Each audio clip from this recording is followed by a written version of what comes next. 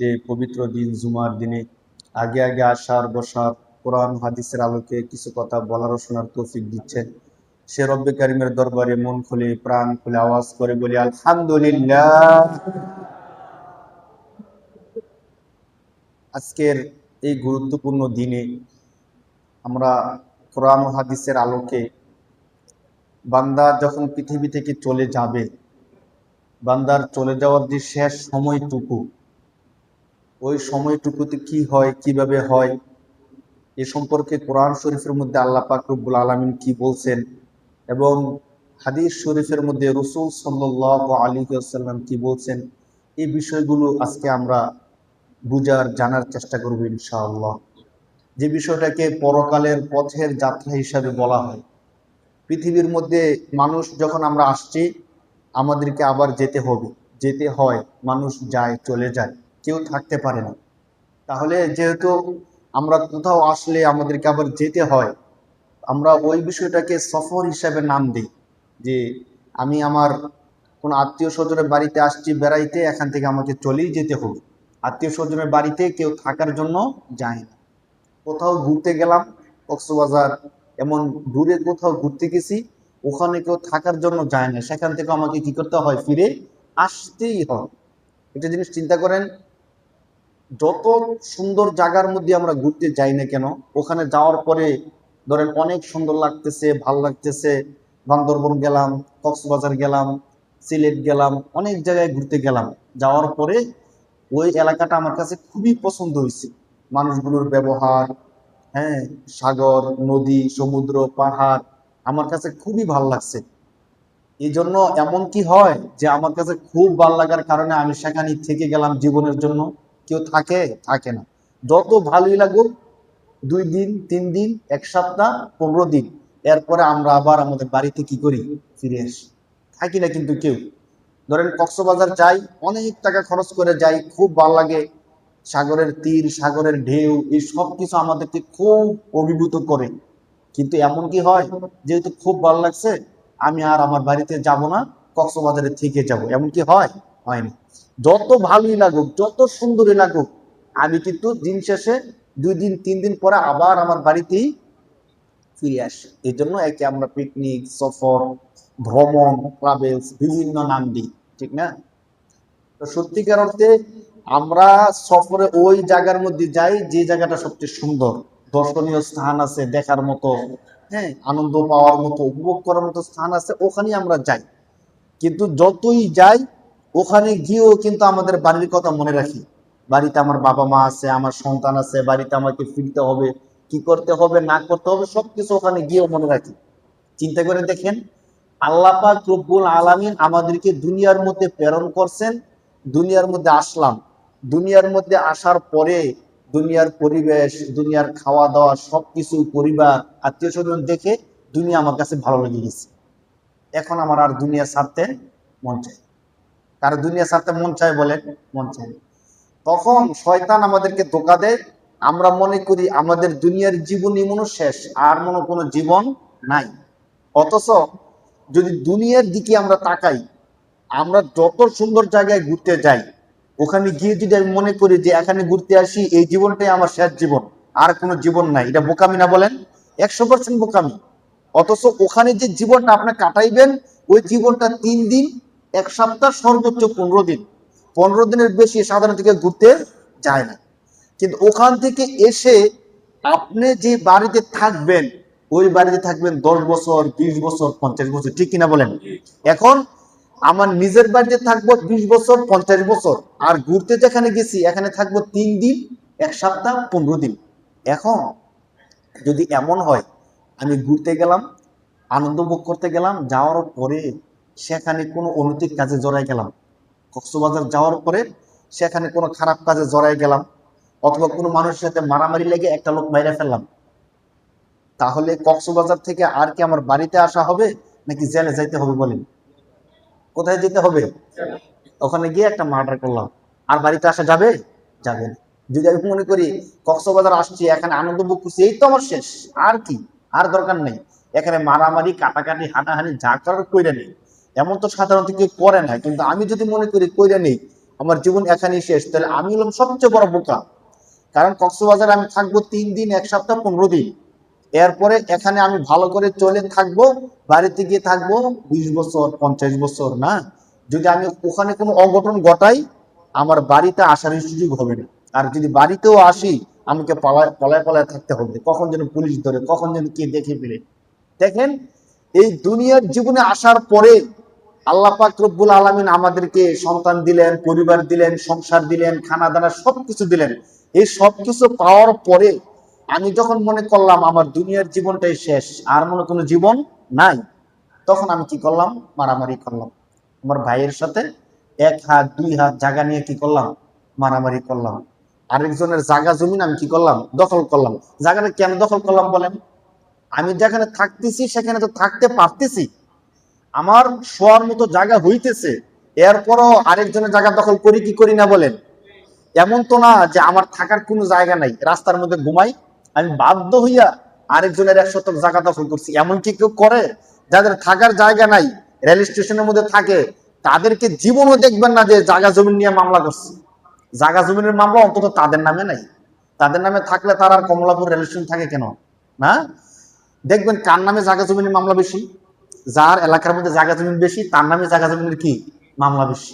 তাহলে ভাই, আপনি তো থাকতে পারতেছেন এতটুকু জায়গার মধ্যে, কেন এই কাজটা করেন? সে মনে করে আমার আরো জায়গা জমিন দরকার, আমি দুনিয়ার মধ্যে আরো হাজার হাজার বছর বাঁচবো, আমার সন্তানরা আরো লক্ষ লক্ষ বছর দুনিয়ার মধ্যে থাকবে, অতএব আমার শুধু এই 2-3 গ্রাম হবে না, আরো বেশি দরকার, আরো বেশি দরকার। তখন নিজের জমিনের সাথে আরেকজনের জমিটা কি করে নেয়? জবরদখল করে নেয়। একটা জমিন 2বার 3বার 4বার 5বারও বিক্রি করে। তো এই কাজগুলো যখন আমরা দুনিয়ার মধ্যে করি, তখন আমরা ভুলে যাই যে এই দুনিয়ার মধ্যে আমরা আসছি সামান্য সময়ের জন্য। দুনিয়ায় কেন আসছি বলেন? দুনিয়ায় কেন আসছি?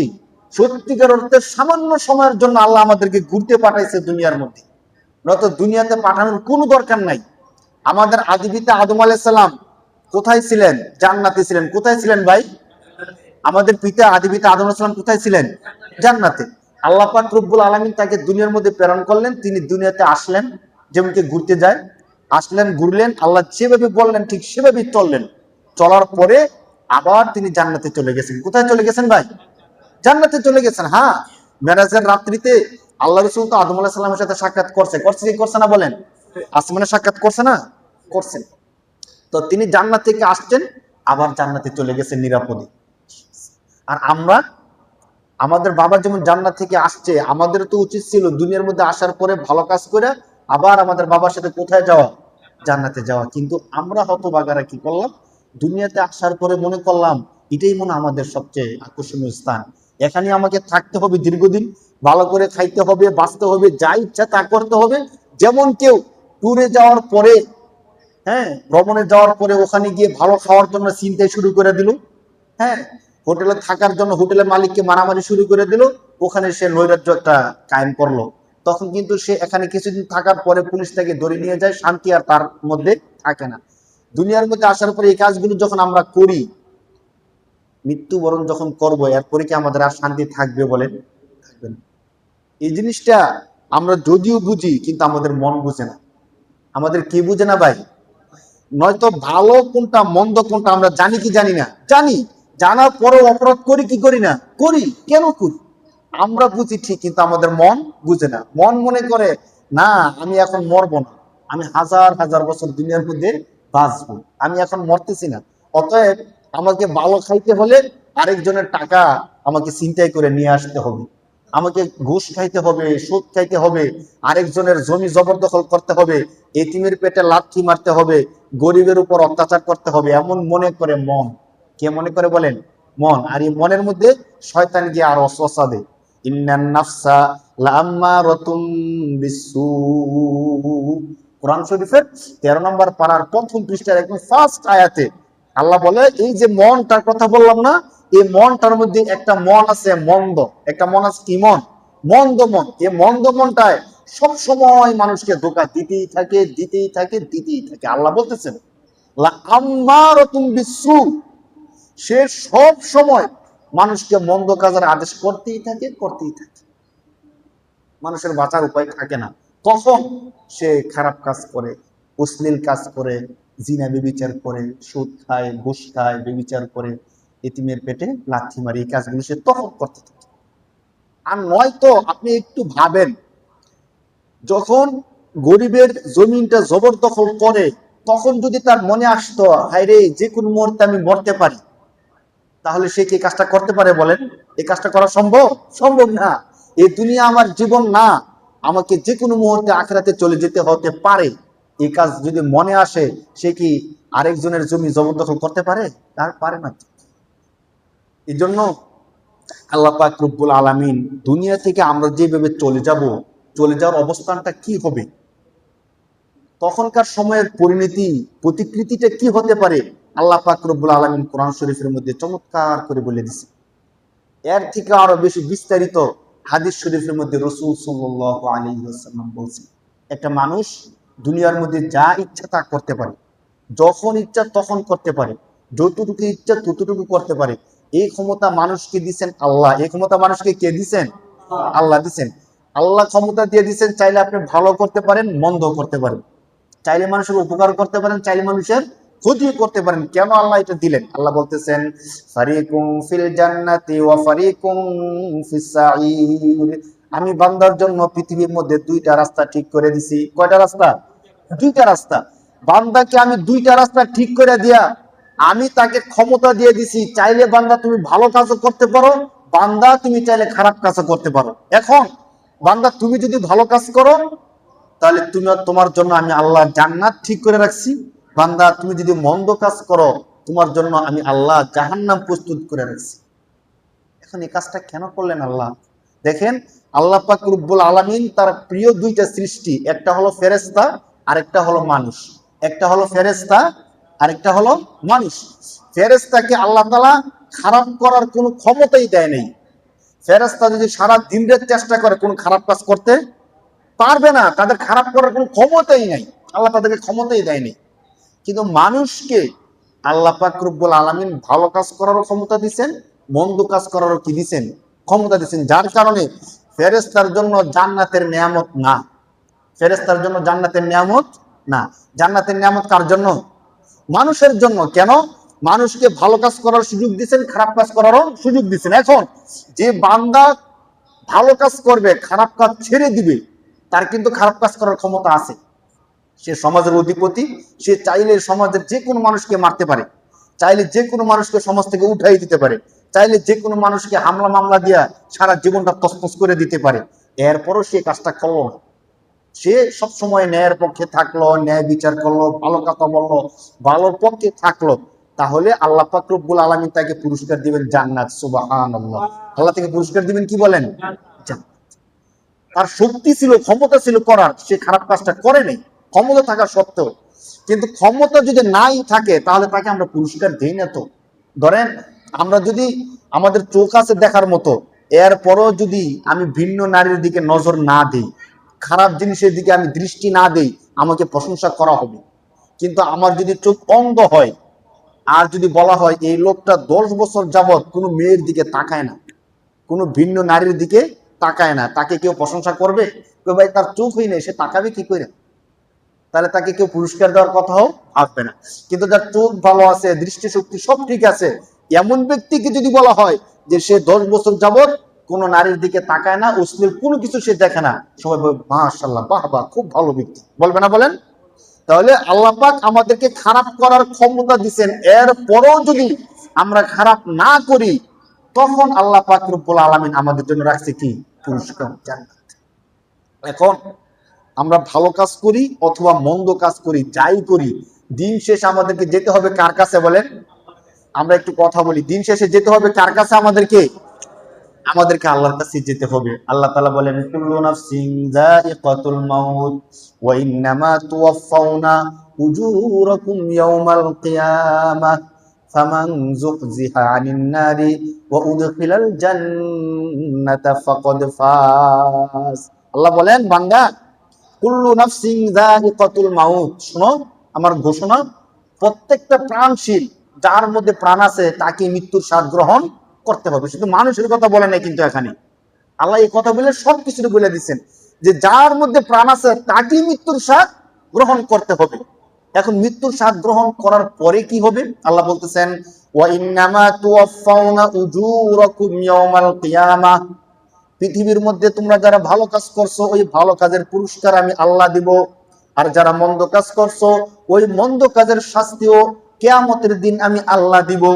দেওয়ার পরে আল্লাহ বলতেছেন, মুমিন শোনো, ফামান যুহজিহা আনিন নারি ওয়া উদখিলাল জান্নাতা ফাকাদ ফাজ। বাকি সফল কাম কে? আল্লাহ বলতেছেন শোনো, ফামান যুহজিহা আনিন নার, যাকে জাহান্নাম থেকে দূরে রাখা হবে, ওয়া উদখিলাল জান্নাতা, এবং মহা পুরস্কার জান্নাতের মধ্যে প্রবেশ করানো হবে, ফাকাদ ফাজ, অবশ্যই সে ব্যক্তি হলো সফল। সুবহানাল্লাহ, সে ব্যক্তি হলো কি? সফল। এখন আল্লাহ পাক রব্বুল আলামিন ঘোষণা দিয়ে দিলেন যে আমাকে মৃত্যুর স্বাদ গ্রহণ করতেই হবে। আমরা সবাই এই কথার উপর একমত না দুই মত? মৃত্যুর স্বাদ যে গ্রহণ করতে হবে, একমত না দুই মত? অবশ্যই একমত। একমত হইল একমত, একমত না হইল একমত, করতেই হবে। এখন মৃত্যুর স্বাদ গ্রহণ কিভাবে করব, আসুন ওই বিষয়টা আমরা আলোচনা করি। এই সম্পর্কে হাদিসে কি আছে, কোরআন শরীফের মধ্যে কি আছে? কোরআন শরীফের মধ্যে আল্লাহ পাক রব্বুল আলামিন দুই ধরনের ব্যক্তির মৃত্যুর অবস্থা দুই ভাবে বলছেন। এক নাম্বার হলো ওই মুমিন যে আল্লাহর ইবাদতগুলো সঠিকভাবে করে। দুই নাম্বার হলো ওই কাফের যে ব্যক্তি আল্লাহকে মানে না। এই দুইজন ব্যক্তির মৃত্যুর অবস্থা স্বয়ং কোরআনের মধ্যে আল্লাহ পাক রব্বুল আলামিন বলছে। যে ব্যক্তি আল্লাহর হুকুমগুলো মানেন, বিধানগুলো মানেন, তাদের অবস্থাটা কি হবে? আমি কোরআনের আয়াতের সাথে সাথে হাদিসটাও বলার চেষ্টা করব। দেখেন, যখন মৃত্যু আমাদের সামনে চলে আসবে, মৃত্যুর ফেরেশতা মালাকুল মাউত যখন আমাদের রূহ কবজ করার জন্য চলে আসবে, তখন যারা মুমিন, আল্লাহর খাস বান্দা, আল্লাহর ইবাদতগুলো করে, অন্তত যারা মুসলমান, তাদের ক্ষেত্রে আল্লাহ পাক রব্বুল আলামিন এক আয়াতের মধ্যে বলেন, ইন্নাল্লাযীনা ক্বালু রাব্বুনাল্লাহ সুম্মা ইসতাকামু তাতানাজ্জালু আলাইহিমুল মালাইকাতু আল্লা তাখাফু ওয়া লা তাহজানু ওয়াবশিরু বিল জান্নাতিল্লাতী কুনতুম তুআদুন। কত চমৎকার করে আল্লাহ বলছেন। এই আয়াতের মধ্যে আল্লাহ বলছেন ওই সকল ব্যক্তির কথা যারা মুমিন মুসলমান, আল্লাহর ইবাদতগুলো করে। এই ক্ষেত্রে যদি আমরা ধরি, আমরা যেহেতু ঈমান আনছি, তাহলে আমরা মুসলমান, আলহামদুলিল্লাহ। আমরা কি বলেন? এই মানে এই আয়াতের প্রথম পাঠ আমরা আসি, আলহামদুলিল্লাহ। এরপরে ইবাদত যারা সঠিকভাবে করে, আমরা যারা আল্লাহর ইবাদতগুলো করতেছি, আজকে আমরা যারা নামাজ পড়তেছি, অন্তত আমরা আল্লাহর ইবাদত করার জন্য তো আসছি। কার ইবাদত করতে আসছি ভাই? আল্লাহর ইবাদত করতে আসছি। যদি আমরা এই পথের উপর অটল থাকতে পারি, এখন করতেছি সাময়িক, কিন্তু মৃত্যু পর্যন্ত যদি আমরা এটা করতে পারি, ঈমানটাও রাখলাম, আবার ইবাদতগুলো আমরা মৃত্যু পর্যন্ত করলাম, তখন কি হবে? আল্লাহ বলতেছেন, ইন্নাল্লাযীনা ক্বালু রাব্বুনাল্লাহু সুম্মা ইসতাকামু, আমার ওই সকল মুমিন বান্দা যারা আমাকে রব হিসাবে মানে। আল্লাহকে কি হিসাবে মানে? রব হিসাবে মানার অর্থ হলো আমি আল্লাহ যখন যা বলি তখন তা করে, এবং আমি আল্লাহ যা করতে নিষেধ করি তখন সে তা থেকে বিরত থাকে। এমন বান্দা যারা আছে, মৃত্যু পর্যন্ত তারা এর উপর অটল থাকে। যখন মৃত্যু তার কাছে আসবে, মরণের সময়টা যখন তার কাছে আসবে, আল্লাহ বলতেছেন, তাতানাজ্জালু আলাইহিমুল মালাইকাতু, ওই বান্দার জন্য স্বয়ং আল্লাহ আসমান থেকে ফেরেশতা নামায় দেন। বলেন সুবহানাল্লাহ, সুবহানাল্লাহ। ভাবেন, আল্লাহ বলতেছেন, স্বয়ং আল্লাহ বলতেছেন, আসমান থেকে তার জন্য ফেরেশতা পৃথিবীর মধ্যে নেমে এসে তাতানাজ্জালু আলাইহিমুল মালাইকাতু আল্লা তাখাফু ওয়া লা তাহজানু, তার পাশে আইসা ফেরেশতা তাকে আশ্বাস দিতে থাকে যে বান্দা, দুনিয়ার মধ্যে খুব কষ্ট করছো, হ্যাঁ, মানুষের জুলুমের শিকার হইছো, মানুষ তোমাকে গালাগালি করছে, তুমি গালি দাও নাই, ফজরের সময় কত কাঁচা গুন্ডা লাগিয়ে আসছে, এরপরে তুমি মসজিদে গিয়ে কি করছো?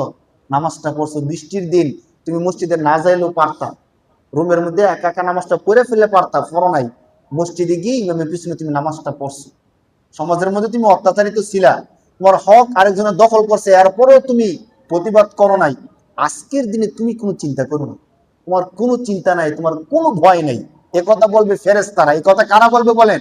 চিন্তা করে দেখেন, যে ফেরেশতা আমার রূহ কবজা করার জন্য আসছে, ওই ফেরেশতা আমাকে বলতেছে যে আজকে তুমি চিন্তা করো না, তোমার আজকে কোনো টেনশন নেই, তোমার কোনো পেরেশানি নেই। ধরেন আমার সন্তানকে আমি বিদেশ পাঠাবো, মানে বিদেশ পাঠানোর জন্য সমস্ত প্রসেস ঠিক করলাম, কাগজপত্র, ভিসা, পাসপোর্ট সবকিছু ঠিক করলাম, কিন্তু সে যে বিদেশ যাবে সেটা কিচ্ছুই চিনে না, জানে না।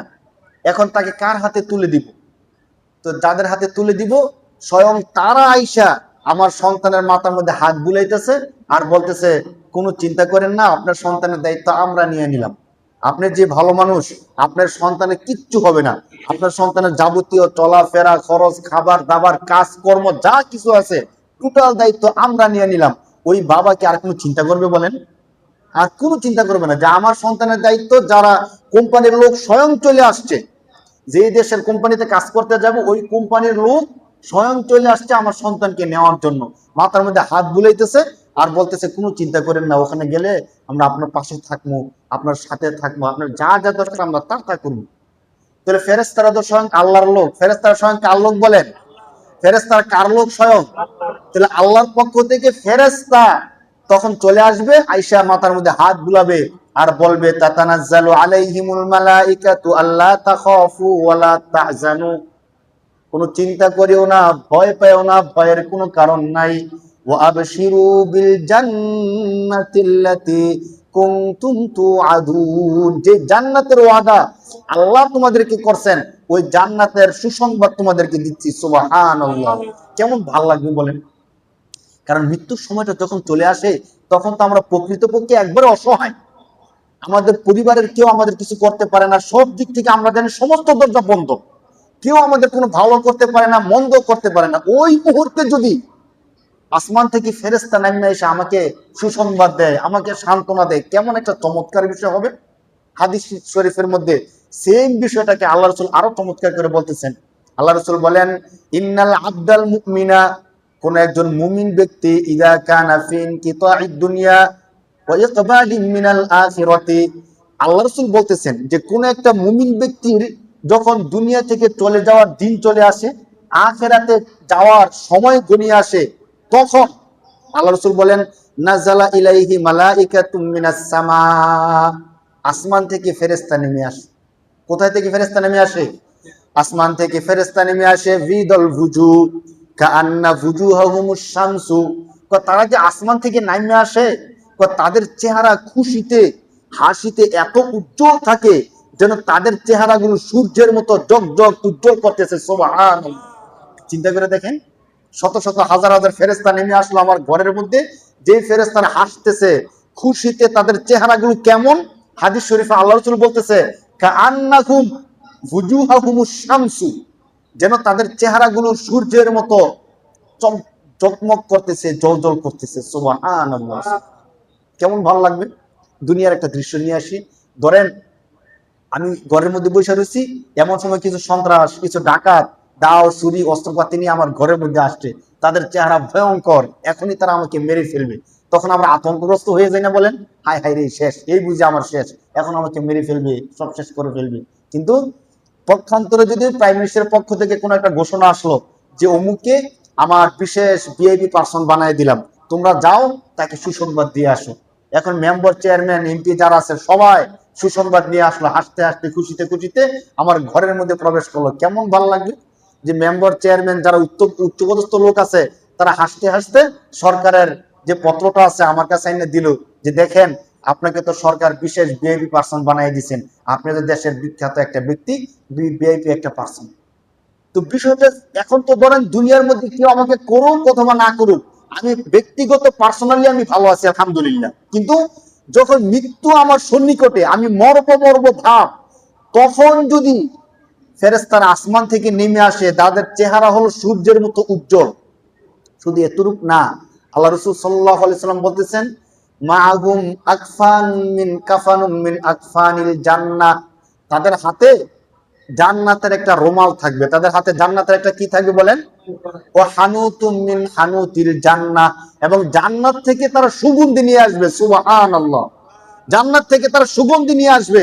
আয়েশা, যে মালাকুল মউত, যে ফেরেশতা আমার জান কবজ করবে, সে ঘোষণা করতে থাকবে, ইয়া আইয়াতুহান নাফসুত তাইয়্যিবাহ, হে উত্তম নফস, হে উত্তম মন, হে ভালো নফস, হে ভালো মন, উখরুজি ইলা মাগফিরাতিম মিনাল্লাহ, আল্লাহর ক্ষমা, আল্লাহর রহমতের দিকে ফিরে আসো। সুবহানাল্লাহ, সুবহানাল্লাহ। এই ঘোষণা করার পরে সে এখন রূপটাকে নিয়ে আসবে। কিভাবে নিয়ে আসবে? আল্লাহ রাসূল নিজে বলতেছেন, কয় তাসিলু, কয় তার রূপটা এমন ভাবে বেরিয়ে আসবে যে কামা তাসিলুল কতরাতু মিন ফিসসিকাই। ধরেন আমরা যখন কোনো বোতল থেকে, পাত্র থেকে পানি ডালি, ওই পাত্র থেকে পানি পড়তে কি অনেক কষ্ট হয়? যেমন সহজে পানিগুলো পড়ে যায়। ধরেন বোতলের মধ্যে পানি রাখছি, মুখটা খুলে এখন পানি ঢালতেছি, পানি ঢালতে কোনো কষ্ট হয়? পানি পড়তে কোথাও আটকে যায়? কিচ্ছু হয় না, কিন্তু কত শান্তিতে পানি পড়ে যায়। আল্লাহ রাসূল ওই উদাহরণটা দিতেছেন, বলতেছেন তার রূহটা এত চমৎকার করে বের করে নিয়ে আসবেন, সে টেরও পাবে না যে তার রূহ বের হয়ে গেছে। সুবহানাল্লাহ। তাকে ওই যে ওয়াবশিরু বিল জান্নাতি, ফেরেশতারা তাকে জান্নাতের সুসংবাদ দিবে, শোনো তুমি টেনশন করো না, পেরেশানি করো না, এখন তোমার চোখ বন্ধ হবে, সাথে সাথে তুমি জান্নাতে চলে যাবে। সুবহানাল্লাহ। জান্নাতটা কেমন হবে? আরেক কিতাবের মধ্যে আসছে যে তার সামনে জান্নাতের দৃশ্যটা তুলে ধরা হবে। সে জান্নাতের দিকে এভাবে তাকায় থাকবে, তাকায় থাকবে, জান্নাতের দিকে তাকায় থাকতে থাকতে তার রূহটা কবজ করে ফেলবে। সুবহানাল্লাহ। এটা হলো মুমিন ব্যক্তি। কে বলেন? মুমিন ব্যক্তি। তার রূহটা কবজ করবে।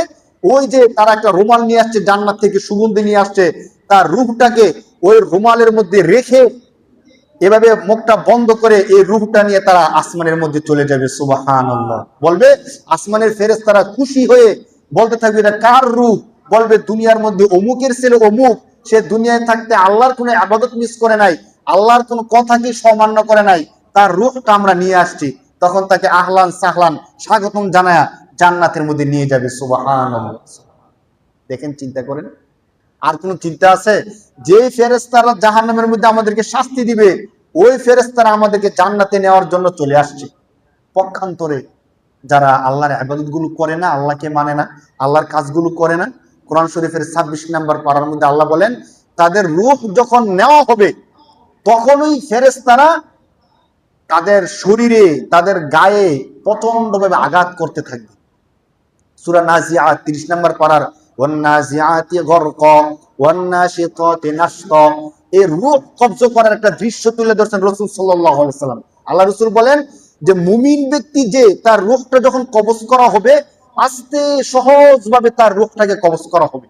পক্ষান্তরে যে কাফের, যে বেঈমান, যে মুশরিক, যে আল্লাহর অবাধ্য বান্দা, তার রূহটা কিভাবে কবজ করা হবে? আল্লাহ রাসূল বলেন, একটা বকরিকে জবাই করা ছাড়া যদি তার চামড়া টেনে ছিলা হয়, তখন ওই বকরিটা যেমন কষ্ট পায়, একটা জীবিত বকরি, তাকে জবাই করা হয় নাই, কিন্তু তার শরীর থেকে চামড়াগুলো টাইনে ছিলে ফেলা হচ্ছে, যেমন কষ্ট হয়, সেম একটা কাফের, বেঈমান, মুশরিক, মুরতাদ, যে আল্লাহর ইবাদত গুলো করে না, তার রূহটা যখন বের করা হবে, তার শরীর এমন ক্ষত বিক্ষত হয়ে যাবে, এর চেয়ে আরো বেশি কষ্ট হবে। বলেন নাউজুবিল্লাহ। চিন্তা করেন, তাকে তো কোনো সুসংবাদ দেওয়ার জন্য কোনো ফেরেশতা আসবেই না, তার কষ্ট তখন থেকেই শুরু হবে, তখন থেকেই তার কষ্ট শুরু হবে। কিন্তু আফসোসের বিষয়টা কি আপনাদেরকে বলি, যে কাফের সে জাহান্নামে যাবে, আমরা তো এটা জানি, আর যে মুমিন মুসলমান তার জন্য জান্নাতে যাওয়া উচিত, এই বিষয়টা আমরা মনে করি। যে মুমিন, যে মুসলমান, তার জন্য কোথায় যাওয়া উচিত ভাই? জান্নাতে আমরা মনে করি। কিন্তু এখন দেখেন, যখন মৃত্যুর সময় আসলো, তখন আমাদের কেউ গিয়ে তাকে কালিমার তালকিন দিতেছি। একটা মুসলমান মারা যাবে, আমরা কেউ গিয়ে তার পাশে বসে বলতেছি লা ইলাহা ইল্লাল্লাহু মুহাম্মাদুর রাসূলুল্লাহ। মৃত্যুর সময় তার পাশে যারা থাকবে তারা এইভাবে কালিমার তালকিন দেওয়া উচিত, লা ইলাহা ইল্লাল্লাহ মুহাম্মাদুর রাসূলুল্লাহ, এভাবে বলতে থাকবে, শুনে শুনে সেও বলতে থাকবে। এখন কালিমার তালকিন এমন একটা ব্যক্তিকে দিতেছি যে কোনোদিন আল্লাহর ঘর মসজিদে আইসা এই কালিমাটা পড়ে নাই। সুস্থ সবল থাকা অবস্থায় যে ব্যক্তি কোনোদিন কালিমা পড়ে নাই, তাকে আমরা মৃত্যুর সময় কি দিতেছি? কালিমার তালকিন দিতেছি। কি লাভটা হবে বলেন?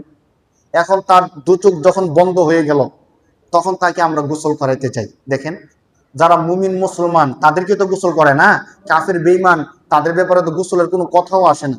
এখন গোসল করার সময় যে ব্যক্তি গোসল করাবে, সে কিন্তু অনেক কিছু মেনটেন করে। গোসলের কিছু সুন্নত নিয়ম আছে। গোসল করানোর আগে উযু করাতে হয় মুর্দারকে, মুর্দারকে গোসল করানোর আগে কি করাতে হয়? উজু করাতে হয়। এখন যে ব্যক্তি আমাকে গোসল দিতে গেল, আমি যেহেতু মুসলমান গোসল দিতে হবে, গোসল দিতে গিয়ে আমাকে উজু করালো। আমাকে কি করালো বলেন? আমাকে উজু করাইছে। এখন যখন আমার চোখ বন্ধ হয়ে গেছে, আমার কোনো কাজ আমল আর কোনো কাজে আসবে না, সে ব্যক্তি যদি এমন হয় যে ওয়াক্তিয়া নামাজ পড়ার জন্য সে কখনো উজু করে নাই, সে নিজে ফজর নামাজ পড়ার জন্য কখনো কি করে নাই? উজু করে নাই, মসজিদে আসে নাই, নামাজ পড়তে আসে নাই। নামাজ পড়তে আসলে না উজু করবে? তো সে নামাজও পড়তে আসে নাই, কিও করে নাই, উজু করে নাই, এমন ব্যক্তিকে আমি কি দিতেছি? উজু দিতেছি। কখন? যখন তার আর কোনো কিছু করার নাই, শুধু লাশটা আছে, এই মৃত লাশটাকে আমি কি করাইতেছি? উজু দিতেছি। কত সুন্দর হইতো যদি এই ব্যক্তিটা জীবিত থাকা অবস্থায় 5 ওয়াক্তের মধ্যে 5 বার উজু করতো, কত চমৎকার হইতো। আবু হুরায়রা রাদিয়াল্লাহু তাআলা আনহু যখন উজু করতেন, একদম এই বগল পর্যন্ত তিনি ধুইতেন। আমরা তো শুধু এতটুকু ধুই না, ধরেন 2 হাতের এতটুকু ধুই, তিনি এই পর্যন্ত ধুইতেন। তো এক সাহাবী জিজ্ঞেস করছে, ব্যাপার কি, আমরা এতটুকু ধুই, আপনি এত বেশি ধুন কেন? কয়, আমার এই বিষয়টা ধোয়ার পিছনে চমৎকার একটা গল্প আছে। কয় কি?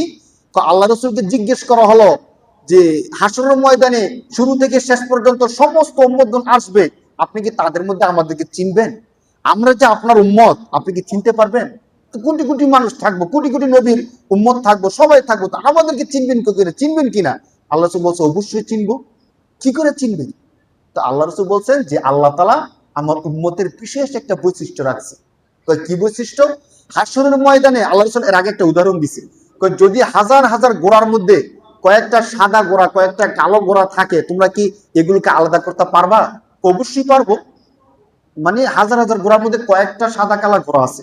তো আল্লাহ রাসূল বলছে হাসরের ময়দানে কোটি কোটি মানুষ আসবে ঠিক, কিন্তু আমার উম্মতের একটা বৈশিষ্ট্য হবে, তাদের যে অজুর অঙ্গগুলো আছে, এই অজুর অঙ্গগুলো সূর্যের মতো জলমল জলমল করতে থাকবে। সুবহানাল্লাহ।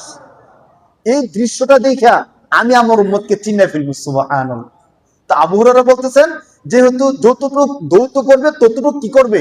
জলমল করবে। তো এই জন্য আমি বেশি করে দৌত করি, যাতে করে আমার বেশি অঙ্গ কি করে? জলমল জলমল করে। সুবহানাল্লাহ। চিন্তা করে দেখেন সাহাবায়ে কেরামের চিন্তা চেতনা কত চমৎকার ছিল। এখন যে ব্যক্তি নামাজই পড়ে না, সে তো উজুই করে নাই। আর যে উজু করে নাই, হাসরের ময়দানে তার চেহারা জলমল করবে না, তার উজুর অঙ্গগুলো জলমল করবে না। তাকে কি রাসূল চিনবে? চিনবে না। এখন রাসূল যদি তাকে না চিনে, তাকে সুপারিশ করবে? করবে না। রাসূল যদি সুপারিশ না করে, তার কি জান্নাতে যাওয়ার সুযোগ আছে বলেন? নাই তো। এখন যা বলতেছিলাম, এমন একটা ব্যক্তিকে আমরা উজু করাইতেছি, যে ব্যক্তি ফজরের সময় ঘুমায় থাকতো, উজু করতো না, নামাজে আসতো না। আল্লাহ কি তখন আসমান থেকে তাকায় তাকায় দেখে বলে না যে আরে, যখন তার জানটা বের হয়ে গেছে, এখন তুমি আসছো তাকে উজু করাইতে, গোসল করাইতে, অথচ হাজার হাজার ফরজ গোসল সে করে নাই? কি রাত্রে ঘুমাইছে, গোসল ফরজ ছিল, কিন্তু সে ফরজ গোসলও করে নাই, নামাজও পড়তে চায়নি।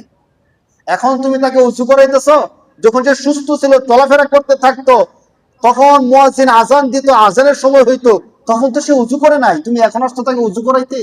উঁচু করাইলেন, গোসল করাইলেন, সবকিছু করানোর পরে কাফন দাফন করাইলেন। দেখেন কাফন দাফনও কিন্তু রাসূলের সুন্নাত অনুযায়ী করে, করে না বলেন? এখন কাফন দাফন এমনকি কাউরে দেখছেন যে সারা জীবন শার্ট প্যান্ট পিনছে, এই জন্য তারা শার্ট প্যান্ট দিয়ে ওই কবরে দিয়ে দিচ্ছে, এমন কি হয়? বলেন হয়? এখন শার্ট প্যান্ট পছন্দ করছেন, পিনতেন সারা জীবন। আল্লাহ রসুলের সুন্নাহ যে জুব্বা, যে পাঞ্জাবি, এটা কিন্তু আল্লাহ রসুল পিনতো সবসময়। এটা কখনোই পরিধান করেন নাই, বা আপনার কাছে ভালো লাগে নাই। আমি যদি আরো কঠিন করে বলি, যারা নাস্তিক মুরতাদ আছে, বা মুসলমানদের মধ্যে যারা সুশীল আছে, যারা জুব্বা পাগড়ি, মুসলমানদের নবীজির সুন্নত দেখলে জঙ্গি জঙ্গি মনে করে, ওই ব্যক্তিকে শার্ট প্যান্ট দিয়ে কি কবরে দেয়, নাকি কাফনের সাদা কাপড় পুরা জড়াইয়া এরপরে কবরে দেয় না বলেন? তার জন্য লজ্জা। সারা জীবন সে সাদা কাপড় দেখতে পারে নাই। সাদা কাপড়, সাদা টুপি, জুব্বা, পাগড়ি, এগুলো দেখলে সে কি বলতো বলেন? জঙ্গি বলতো, মৌলবাদী বলতো, হুজুর বলতো, মোল্লা বলতো, কাঠমোল্লা বলতো, এগুলো বলতো। অনেকে আছে, সবাই না। তো যারা এই কাজগুলো করে, মৃত্যুর সময় আপনাকে সাদা কাপড় দিয়া অর্ধেক নাকি পুরো শরীর, একদম মাথা থেকে নিয়ে পা পর্যন্ত যখন আপনাকে বেঁধে দেওয়া হয়, মৃত্যুর সময় তার কি লজ্জা লাগে না? সে তো বুঝতে পারতেছে, হায় হায় রে, সারা জীবন সাদা কাপড়ের বদনাম করলাম, হ্যাঁ, একদম পা থেকে মাথা থেকে হাঁটু পর্যন্ত কাপড়ের বদনাম করলাম, জুব্বর বদনাম করলাম, শেষ পর্যন্ত সে জুব্ব দিয়ে পেশায় আমার কই দিল, কবরে দিল। এর চেয়ে ভয়ঙ্কর বিষয়টা কি আপনাদেরকে বলবো? এতটুকু তো ঠিক আছে। এখন নিয়ে গেলেন জানাজার নামাজ পড়ানোর জন্য। এখন জানাজার নামাজ পড়াবে, ইমাম সাহেব দাঁড়াইতেছে যে এখন মুর্দারের জানাজা পড়ানো হবে। এমন একজন ব্যক্তির জানাজা পড়াইতেছেন যে ব্যক্তি কোনোদিন নিজের 5 ওয়াক্ত নামাজই পড়েনি। দাঁড়ায় সেরা আমরা নিয়ম কানুন বলি না যে প্রথম তাকবীরে সানা বলবেন, দ্বিতীয় তাকবীরে এই বলবেন ওই বলবেন। আরে যার জানাজা পড়াইতেছি সে তো নিজেই নামাজ পড়ে নাই। এখন আপনাদেরকে আমি একটা কথা বলি, যদি সারা দুনিয়ার সমস্ত মানুষ আইসা ওই ব্যক্তির জানাজা পড়ে, যে ব্যক্তি ফরজ নামাজ পড়ে নাই, একটু খেয়াল করেন আমার কথা, যে ব্যক্তি 5 ওয়াক্ত নামাজ পড়ে নাই, তার ক্ষমতা থাকার কারণে বা জনপ্রিয় ব্যক্তি হওয়ার কারণে, ধরেন কোনো ভিলেন অভিনেতা বা এমন বড় কোনো পার্সন ব্যক্তি, ওই ব্যক্তির জানাজা পড়ার জন্য 5 লক্ষ, 1 লক্ষ, 20 লক্ষ, 30 লক্ষ লোক এসে জানাজার নামাজ পড়ছে। আপনাদের কি মনে হয় এই জানাজার নামাজ পড়ার কারণে তার জান্নাত হয়ে যাবে? তার যে ফরজ নামাজগুলো পড়ে না এটাকে ক্ষমা হয়ে যাবে? আল্লাহ তো বলবে আরে তোমরা সবাই এখন আসছো তার জানাজা পড়তা, সে তো ফরজ নামাজটা পড়তে জানে আমার মসজিদে। এতটুকু গেলেন, আমরা ধাপে ধাপে যাই। জানাজা শেষ করার পরে এখন তার লাশটা আমরা দাফন করব। আমরা সবাই যে বিষয়টা জানি আমি ওই বিষয়টা আপনাদেরকে বলি। যখন লাশটা দাফন করি, কবরের মধ্যে এখন লাশটা রাখবো, সেই সব কাজগুলো রসুলের নিয়ম অনুযায়ী করি নাকি আমার বাপ দাদার নিয়ম অনুযায়ী করি? রসুলের নিয়ম অনুযায়ী করি না? শুধু রসুলের নিয়ম অনুযায়ী না, যখন লাশটা আমরা রাখবো একটু চিন্তা করেন, কল্পনা করেন, লাশটা আমরা রাখতেছি, 3 জন ব্যক্তি কবরে দাঁড়া রয়েছেন আর উপর থেকে তার লাশটা দিতেছি, বিসমিল্লাহি আলা মিল্লাতি, একটু সবাই বলেন, দোয়াটা শিখে হয়ে যাক। যখন লাশটা আমরা কবরে রাখি তখন আমরা কি বলি একটু বলেন, বিসমিল্লাহি আলা মিল্লাতি, এ বললে লাশটা আমরা রাখি। এরপরে যে কোরআন আয়াতটা পড়ি, মিনহা খলাকনাকুম ওয়া ফিহা নুঈদুকুম ওয়া মিনহা নুখরিজুকুম তারাতান উখরা। একটু চিন্তা করেন, এমন একটা ব্যক্তির লাশ আমি কবরের মধ্যে রাখতেছি যে ব্যক্তি জীবনে কোনোদিন রাসূলের সুন্নাত মানে নাই। দাড়ি, টুপি, পাঞ্জাবি এগুলো তো রাসূলের সুন্নাত, বাকি নামাজের মধ্যে রাসূলের সুন্নাত আছে কি নাই? সে ফরজ নামাজই পড়ে নাই, সুন্নাত পড়বো কবে? আরে ভাই ফরজ পড়লে না সুন্নতটা পড়ার সুযোগ হয়, 2 রাকাত 3 রাকাত 4 রাকাত, কিন্তু সে ফরজ নামাজ পড়তেই আসে নাই, তো সুন্নত কখন পড়বে? আর দাড়ি টুপি এগুলো তো কখনো সে দাঁড়ে নাই। দাড়ির কথা বলতে এই বয়সে দাড়ি রাখমু, মানুষ আঙ্কেল আঙ্কেল বলে, দাড়ি বড় হলে মানুষ দাদা ভাই বলে, আঙ্কেল বলে, শরম লাগে, স্ত্রী ঘরের মধ্যে জায়গা দিতে চায় না। এই বয়সে আপনি দাড়ি রাখছেন, কেমন বুড়া বুড়া দেখা যায়। বিয়ে করছি যুবক স্বামীর কাছে আর আপনি দাঁড়িয়ে রেখে হয়ে গেছেন বুড়া, কেমন দেখা যায়, খারাপ দেখা যায়। এখন দাঁড়িয়ে কেটে ফেলেন, আর একটু বয়স যখন হবে ছেলে মেয়ে বিয়ে শাদী দিবেন তখন গিয়ে দাঁড়িয়ে রেখেন। একটু চিন্তা করেন, আমার থোকার মধ্যে রসুলের দাড়ি নাই, রসুলের সুন্নাহ কি নাই? দাড়ি নাই। আমার কোনোদিন আমি রসুলের সুন্নাহ পাঞ্জাবি পরিধান করি নাই, ফরজ নামাজ না পড়ার কারণে সুন্নাহ তো পড়ি নাই। আমাকে কবরে রাখা হচ্ছে কি বইলা বলেন তো? বিসমিল্লাহি আলা, একটু বলেন বিসমিল্লাহি আলা। বিসমিল্লাহ মানে আল্লাহর নামে, আলা মিল্লাতি রাসূলিল্লাহ মানে রাসূলের সুন্নতের উপর। মিল্লাতি রাসূলিল্লাহ মানে কি বলেন? রাসূলের সুন্নতের উপর। এখন কবরের ফেরেশতারা হাসবে না? জি আল্লাহ, এর মুখে দিয়ে দাড়ি নাই, হ্যাঁ বলে রাসূলের সুন্নতের উপর আসছে। তুমি কেমন রাসূলের সুন্নতের উপর আসলা? আমরা বলতেছি মিল্লাতি রাসূলিল্লাহ, কিন্তু তার দাড়ি না থাকার কারণে তার মধ্যে কি মিল্লাতি রাসূলিল্লাহ আছে? মিল্লাত মানে সুন্নত, মিল্লাত মানে কি বলেন? তো রসুলের সুন্নতের উপর কবরে রেখে যাচ্ছি, তো রসুলের সুন্নতের উপর কবরে রেখে যাচ্ছি, অথচ তার মধ্যে রসুলের সুন্নত কিচ্ছু দেখা যাইতেছে না। সুন্নত নামাজ পড়ছি কি পড়ছেন এর সাথে আমল আমার মধ্যে আছে, কিন্তু দাড়িটা থাকলে তো সরাসরি দেখা যায় যে হ্যাঁ অন্যগুলো থাকুক না থাকুক অন্তত দাড়ির সুন্নতটা আছে, বাকি সুন্নত গুলো আছে কি আছে দেখুন। এখন দেখেন, আমরা যখন বলতেছি মিনহা খলাকনাকুম, রাখতেছি কিন্তু মাটির মধ্যে রাখতেছি, কোথায় একটু খেয়াল করেন, মাটিতে রাখতেছি। মাটিতে রাখার সময় আমরা বলি, যা বলি অর্থ জানি কিনা, আমরা কি বলি? মিনহা খলাকনাকুম, মিনহা অর্থাৎ এই মাটি থেকে আল্লাহ আমাদেরকে সৃষ্টি করছেন। এই মাটি থেকে আল্লাহ আমাদের কি করছেন?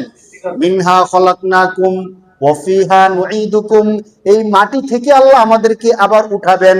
ওয়া মিনহা নুখরিজুকুম তারাতান উখরা, এই মাটি থেকে উঠায়া আল্লাহ আবার আমাদেরকে আল্লাহর কাছে নিয়ে যাবে। সুবহানাল্লাহ। এখন এই কথাটা আমরা বলতেছি যখন কবরে রাখতেছি। এখন ধরেন আমি কবরের মধ্যে লাশটাকে রাখতেছি, এই কথাগুলো বললা যেন একরকম ফেরেশতার হাতে তুলে দিয়ে দিছি। কার হাতে তুলে দিয়ে দিছি বলেন? বিসমিল্লাহি আলা মিল্লাতি রাসূলিল্লাহ বলে কবরে রাখতেছি, কার হাতে তুলে দিয়েছি? একমাত্র আল্লাহর কাছে দিয়েছি। আর একটু পরে ফেরেশতারা এসে প্রশ্ন করবে, যেন ফেরেশতাদের হাতে তুলে দিয়ে দিছি। কিন্তু সবচেয়ে ভয়ঙ্কর বিষয় হলো আমি এমন এক ব্যক্তিকে ফেরেশতাদের হাতে তুলে দিয়ে দিছি যে ব্যক্তি কোনোদিন 5 ওয়াক্ত নামাজ পড়ে। যে ব্যক্তি কিন্তু যে রসুলের সুন্নত গুলো মানে নাই। এখন এই ব্যক্তিকে যে আমরা আল্লাহর হাতে তুলে দিলাম, সে তো আল্লাহর কথা মানে নাই, সে তো গণতন্ত্র মানছে, সে তো তন্ত্র মন্ত্র পূজা করছে, সে তো আল্লাহর আইনের বিরুদ্ধে গেছে। এমন একজন ব্যক্তি যে 5 ওয়াক্ত নামাজ পড়ে নাই, এই ব্যক্তিকে যখন আমি আল্লাহর কাছে রাইখে এলাম, তার সাথে তো আল্লাহর সাথে কোনো পরিচয় নাই। আল্লাহর সাথে কোনো পরিচয় আছে বলেন? সে তো দুনিয়া বাচ্চা থাকতে আল্লাহর কথা মানে নাই। তার উপায়টা কি হবে বলেন?